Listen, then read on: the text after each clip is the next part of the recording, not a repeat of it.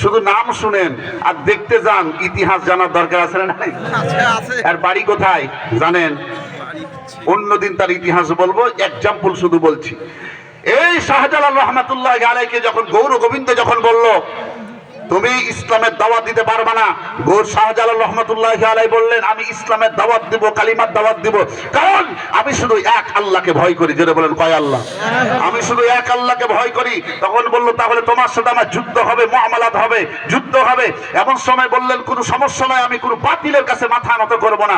যুদ্ধের যখন ঘোষণা হয়ে গেল সকাল 10টার সময় যুদ্ধ হবে, কোথায়? পাশে খোলা ময়দানের মধ্যে যুদ্ধে যখন লিপ্ত হবে।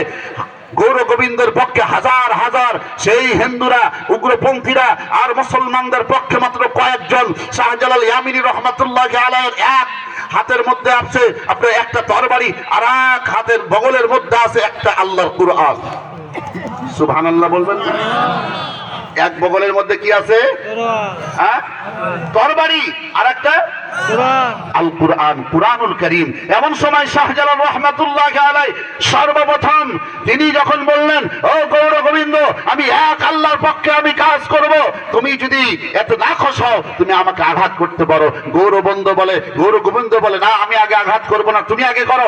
এমন সময় শাহজালাল রহমাতুল্লাহ আলাইহি চক্ষুটাকে বন্ধ করে আল্লাহর নামটাকে নিয়ে সর্বপ্রথম যখন বিসমিল্লাহি আল্লাহু আকবার বলে, তরবারির খাত থেকে তরবারি যখন বের করে আসমানের দিকে উপরে যখন উঠাইছে আল্লাহু আকবার বলে, এই গৌর গোবিন্দের সাথে থাকা যে তার সৈন্য বাহিনী রয়েছে, এই হিন্দুরা সবাই যখন দৌড় দিয়ে যখন পালাতে শুরু করে, এমন সময় আরেকজন বলে যারা দূরে আছে, বলছে কি ব্যাপার তোমরা পালাও কেন?